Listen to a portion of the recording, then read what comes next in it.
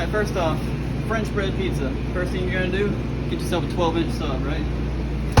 You're gonna cut it right in half.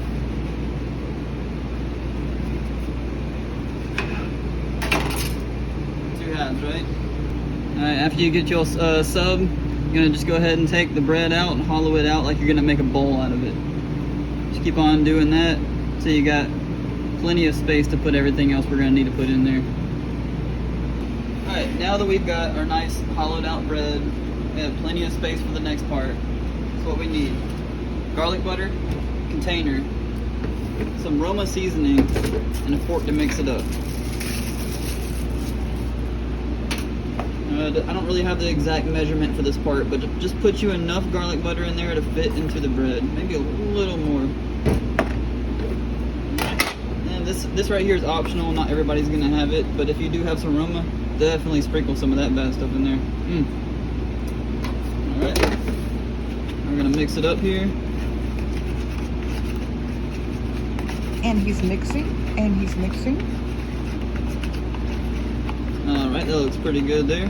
Now we'll come over here to the bread. And we're just gonna pour that in gently all the way across. Try to keep it nice and even down the bread. Make sure you don't throw away your fork, you're gonna need it. Just get a little bit out of there. Don't want to waste none of that garlic.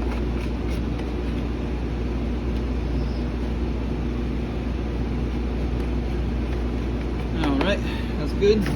Now we're just going to go ahead and use that fork, try to slather it across that bowl. Don't get it up onto the edge, only inside that bowl section.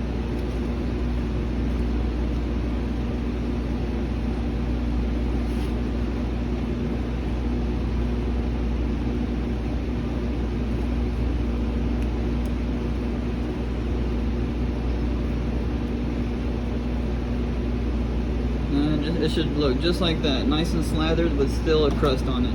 At this point, you can go ahead and throw away your fork. Alright, now we're going to come over to the oven for everybody at home. 480 degrees for 2 minutes. Alright, make sure it's preheated.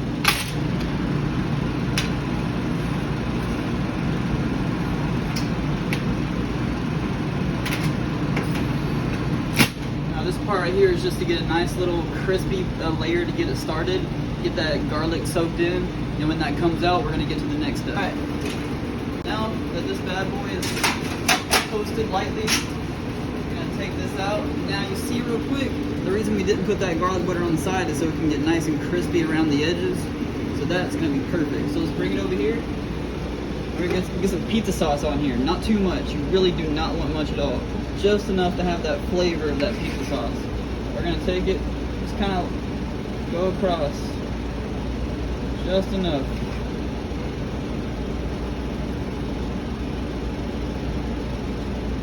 Now we can dump that out. Use the edge of that spoodle to kind of squish it down in there. Like I say, you really don't need much at all, because if you put too much, well, let's just say you might not have the roof of your mouth anymore after you eat this. Alright, that's good enough right there. Gonna move on down. Get us some cheese on there. Once again, not too much, just enough to cover that sauce.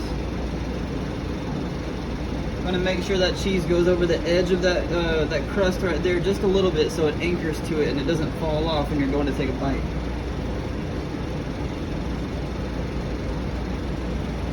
There we go. That looks good. Move on down. Now we just pick out what we want to put on top. For this one, we're just going regular old world pepperoni all the way down. Put as much or as little as you want, doesn't matter. The other one we're doing bacon and Old World.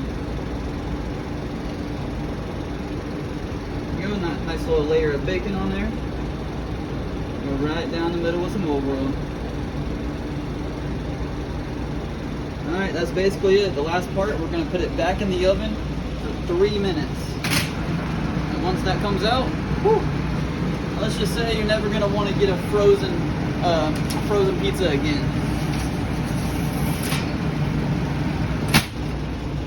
Now we wait. Alright, here comes the best part. Look at that. Tell me that does not look amazing. Now, you're free to put anything on the top that you want to, but since we already got plenty of garlic butter and spice, we're just gonna cut it up and serve.